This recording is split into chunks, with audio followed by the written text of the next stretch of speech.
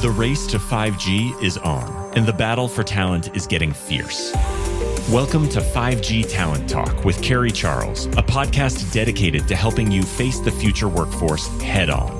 Navigate this challenging talent landscape with innovative strategies to attract, retain, and engage people in this new world of work. Only here on 5G Talent Talk with Carrie Charles, CEO of Broadstaff Talent Solutions.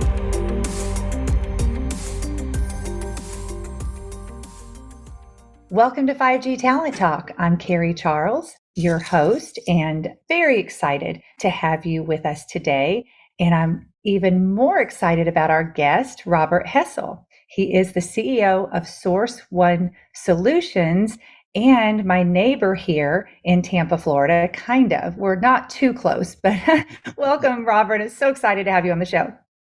Well, thank you. And thank you for having me. And you're right. I mean, we're not too close. It's all the way across one bridge that's about 5 miles long, and you'd never seem to be able to find your way on this side of town. I know. Isn't that funny how that works? Robert, I've always had so much respect for you ever since I met you, and I'd love to hear about your journey to where you are today, your professional journey, and maybe some lessons you learned along the way. Sure. Well, like many people from Florida, I didn't grow up here. I grew up in a really small town in northern Michigan, like almost Canada, through the top of Michigan. And well, there's some benefits of, especially now as a father growing up in a small town at that time, there were lots of disadvantages of the area I grew up in too. I mean, it was a very seasonal type of place, unless you were a professional like a doctor or a lawyer. I think there was one doctor's office in my town, if I'm not mistaken. But unless you were a doctor or a lawyer, you were pretty much either working in the tourist industry or the construction industry or something like that. So I wasn't in love with school, even though I was a very good student athlete. So after a year of trying to pretend that I liked school, I joined the U.S. Navy.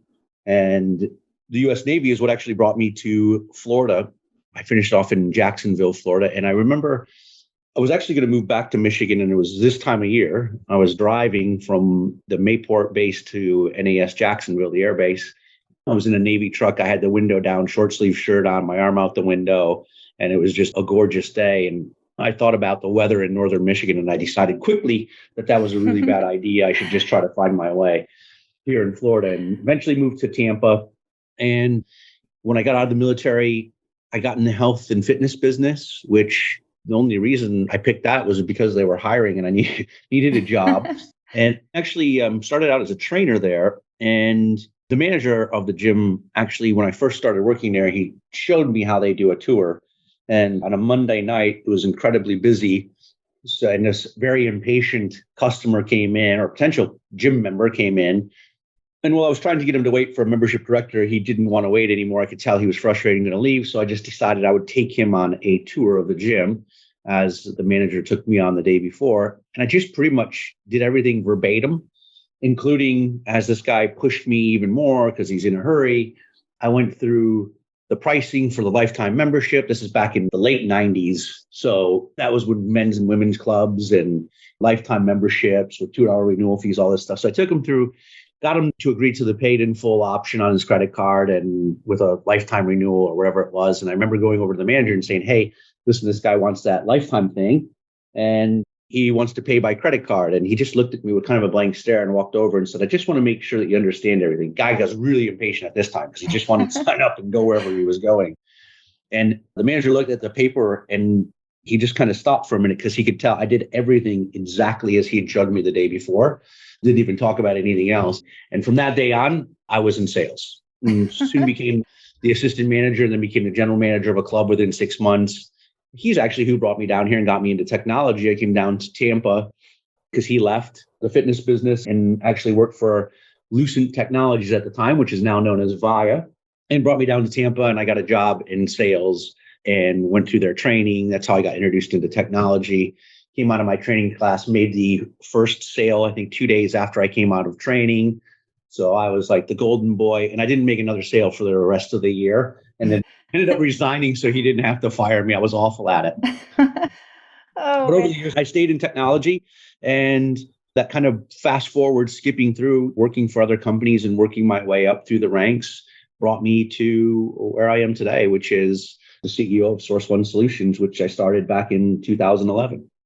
Yes, please tell me the story of Source One. So, what was your why behind creating it? I know that you had a very interesting path into technology, but also talk about what you do, who you serve as well.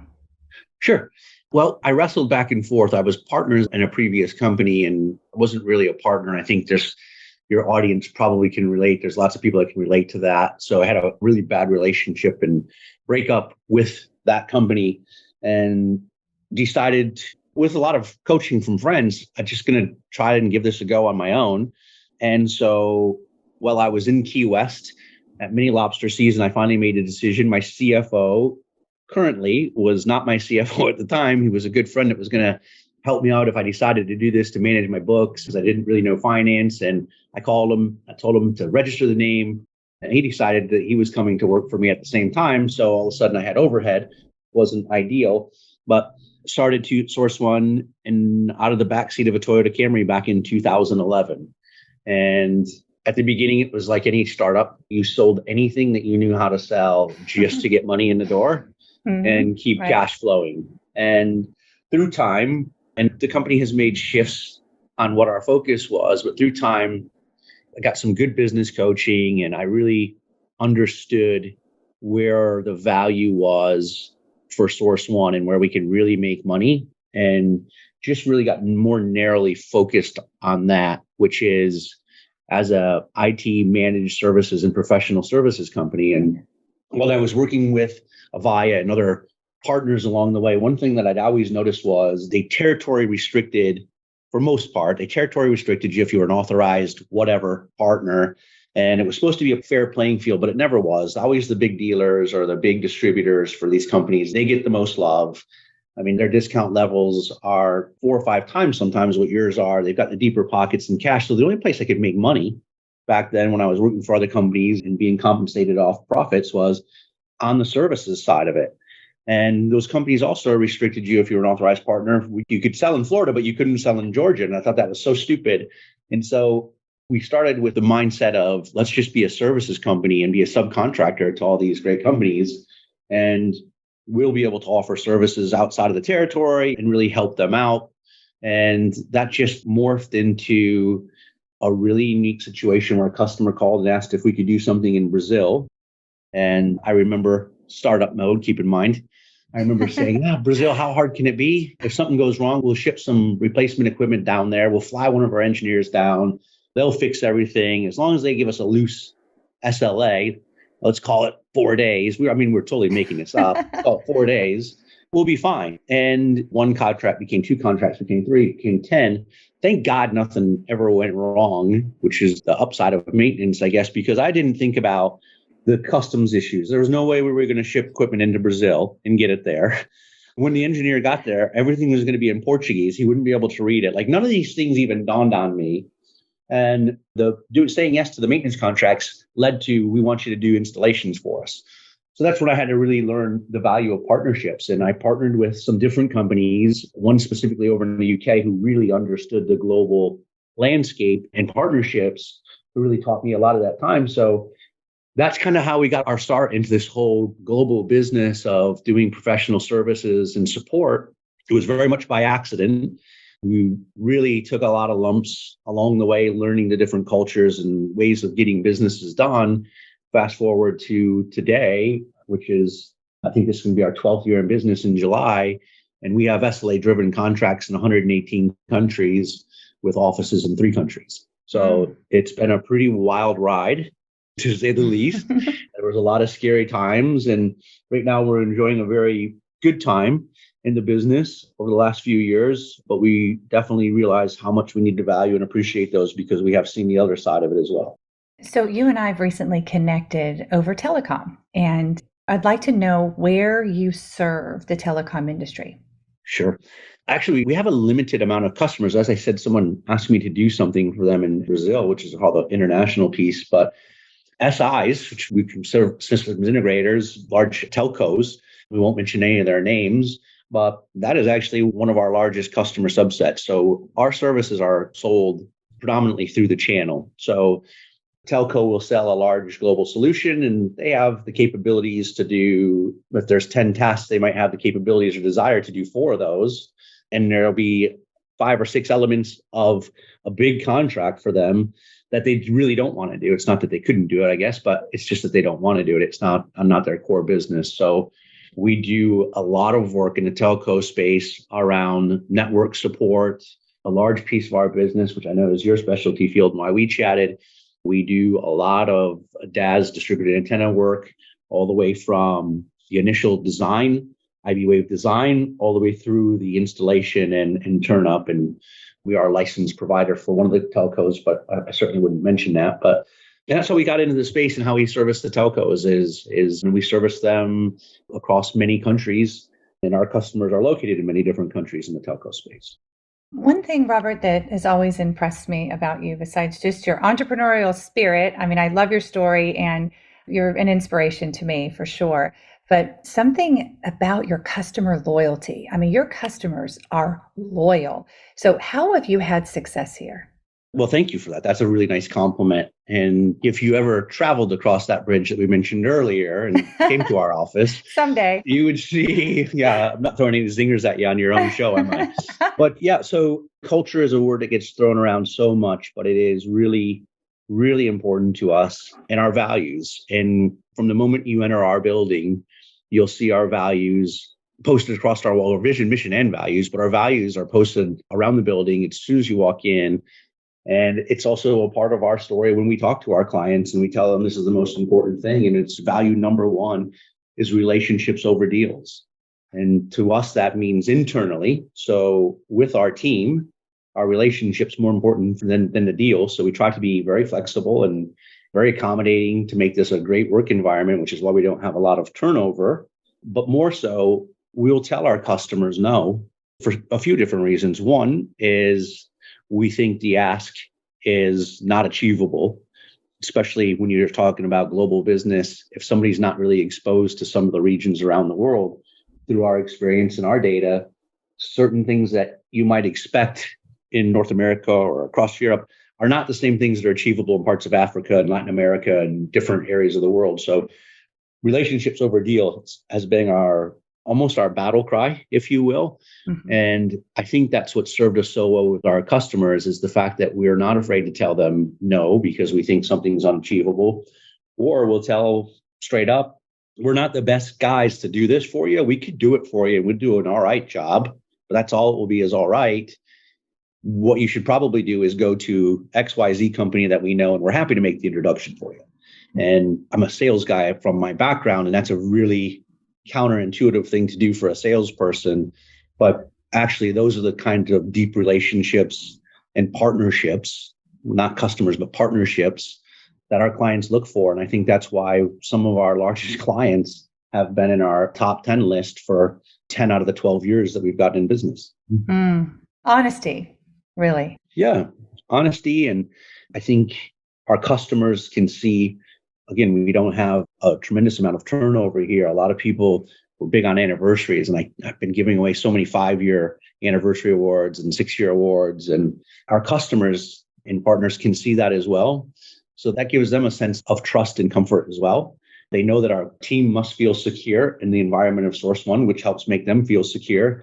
And if they feel secure, they're willing to throw us more business and go attract more business. So it's just really a simple concept, but a very effective one that's been a big part of our success.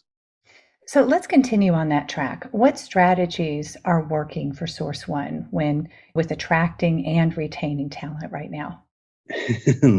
Give us some secrets, Robert. That's what we want. I wish I had some great, phenomenal secrets because the landscape has changed a lot. And I think for us, it's just consistency. And this is not the most popular opinion right now. We do have people that work in some remote areas. And there's days that people do work remote because they have a sick child at home or something else. But I'm very much an on-prem person. I think there's a lot of value in being inside of the same 4 walls, not just from the ability to train. Let's face it, this is a stressful business.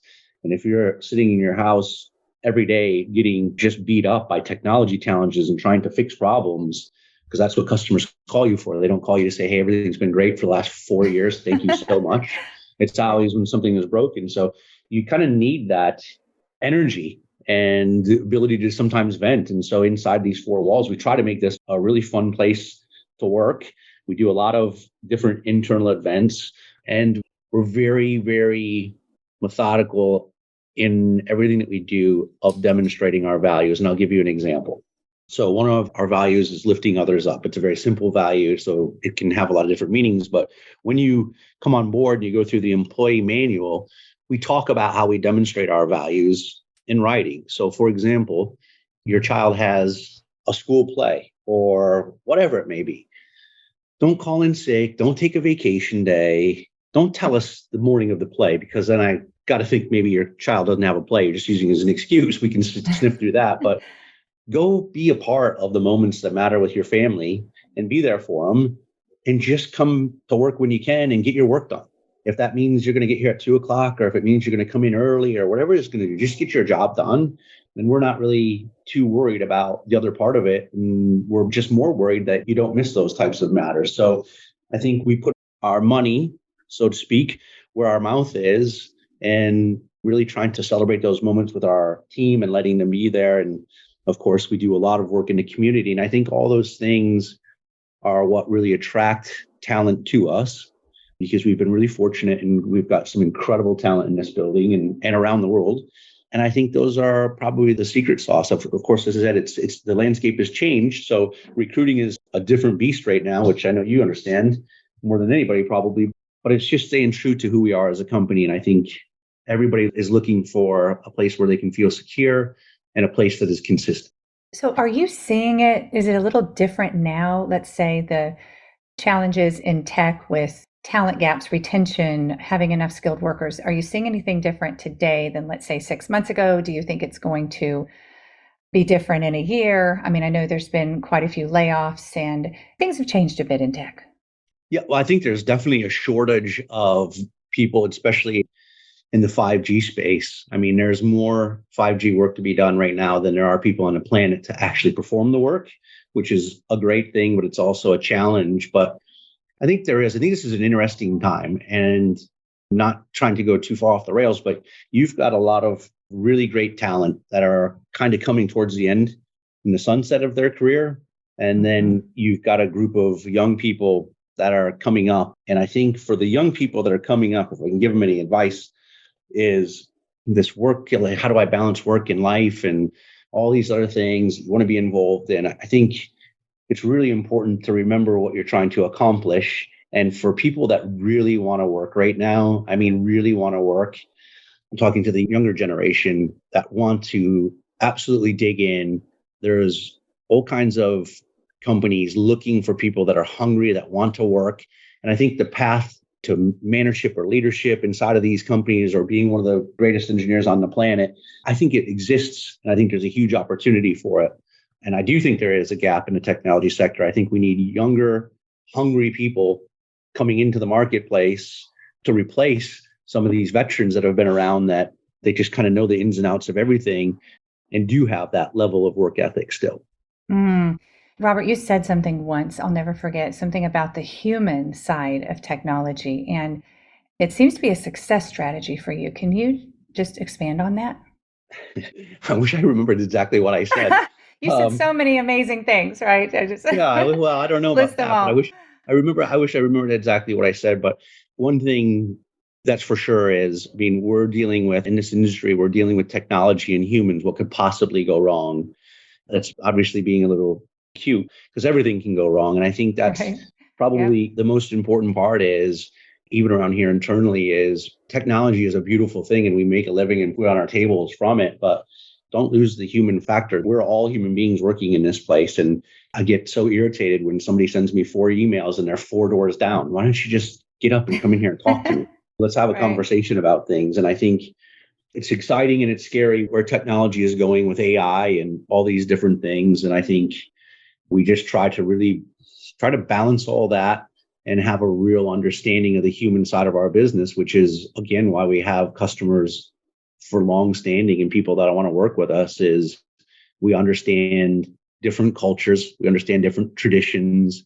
We understand the different ways that business are done in those areas.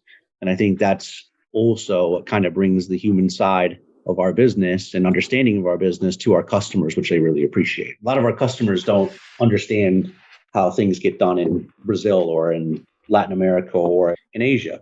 And not that we know everything, but we have a pretty good understanding, and we can bring that to them and help them when it comes time to solution a deal. And when it comes time to manage those people out in the field that are working with us and for us to help them deliver and meet their customer expectations. So, Robert, you've always been able to attract and retain strong leaders. So, what do you look for when hiring leaders? And then how do you develop them? Do you have a formal development program, or is it more mentorship? That's a really great question. Inside of our building, the people that are in senior leadership roles, people that are in really key management roles. I mean, this business has been built over 12 years. I mean, in fact, all these people have been handpicked. And I can think of one example of that on a leadership team. The guy did work with us as a contractor. He owned his own company for a number of years. So for 3 years, I'd been talking to him knowing, wow, this guy, if he was part of us, would be really great. And eventually that manifested itself. The president of the company I met probably 3 years into this from one of our largest customers who he just retired from. And they actually referred me to him. And I remember sitting in a meeting with him. I'm like, oh my God, we don't have a car fast enough to drive for this guy. If he comes in and tells my customer our actual size versus our fighting weight, then we could be in trouble. But 5 years later, the guy becomes the president of the company because I stayed in contact with him, our VP of operations. I courted him for 2 years, meeting him for lunches, not offering him jobs, meeting with him, trying to understand him and what made him tick, because even though there can be some differences in how we think, we have to have the same values at the end of the day for the company to really be successful. And so once those people are here, we have a very simple strategy of this is a very entrepreneurial company. This is what I expect of people. Know what you did, why you did it, and be willing to defend that position. And if you can do those three things and the outcome wasn't great, that's a learning experience for us, because that means you made the right decision, because we all make the wrong decision. But if you can do those three things, then we're always going to be okay. And I think that's really the mentorship side of it. We don't do a lot of formal trainings with our leaders. We've got some that have come from companies that gave them tons of formal training. So we do utilize that. But it's really just through the mentorships. And we do a lot of reading here, and we share a lot of, hey, man, I read this book. You should read this. And that's kind of the really real strategy around the leadership side of things, and trying to keep an open mind with each other and understand that the most believable person in the room should be the one listened to. And doesn't mean it's the smartest one. It means on the subject that we're talking about, that guy has, or girl has, the most experience, is probably the most believable person on what we should do on this.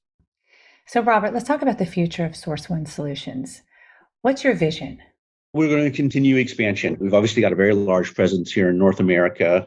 We've got 2 offices in Europe. And right now we're in very serious negotiations on an acquisition over in Europe to really grow our European footprint, not just our customers, but our footprint across Europe, as well as probably the step after that will be Asia, which will really round out our true global business. So our customers will be able to transact in the region. If you're from Asia Pacific, you'll be able to transact with our Asia Pacific office, deal with not just project managers, but deal with an entire business unit that's located in Asia Pacific. And if you're in Europe, the same, and the Americas, maybe Latin America, but at least we've got this here in North America, but really round it out to be able to give our customers a true global footprint, not just technical support, but a true global footprint to do business with and try to grow our businesses with. So what about you? What drives you? What makes you just jump out of bed every morning at, I don't know what time. I get out of bed at like 4:35. What time do you get out of bed? What time do you jump out of bed? That's usually dependent upon my 2-year-old or 5-year-old daughters. Okay. So they're usually the ones that make me jump out of bed way before I want to be. But in all seriousness, I love every bit of this. I mean, it's really stressful for sure, especially with the growth that we've had. And I do have other business ventures, but I really enjoy it. I love being around people. I love trying to solve problems. And I really love watching people around me come up in their personal lives and their professional lives. I mean, this has been 12 years now, and I've got people that have bought their first home while they've worked with me, and they've accomplished this, or they've accomplished that, or they've had their first child. And the fact that I get to work with them every day and make money with them and really enjoy them and watching their success, I think is probably the best part about it. I still love scrapping every day and getting with a customer and trying to solve a problem and creating a solution, and all the way through to the challenges that come with being the CEO of a company. I mean, I still really enjoy those. Even the hard days are enjoyable to me. And I guess that's the future for me, is as long as I can continue to enjoy it, I'm going to want to do it. That's beautiful. Well said. So where can you be reached? How can we reach Source One Solutions? So the website is, of course, www.source, the number one, it's not spelled out, numeric one, solutions with an S.com. So Robert, I just looked at my email and I have a notification that I'm coming across the bridge to see you. So I will be there. I'm actually going to make the trip. I'll pack a bag and a lunch and a dinner, and I'll get over there. So it is booked. I'm coming. Oh, the flight is scheduled all the way across the bay. That's great. No, this has been wonderful. Thank you for coming on the show. It's just been fantastic. And I really appreciate you sharing your heart and your story. So thanks for having me. It's always a pleasure to talk to you and see you, Carrie. And I'm excited that you're going to travel to our side of town. I will see you soon. See you. Bye. Bye.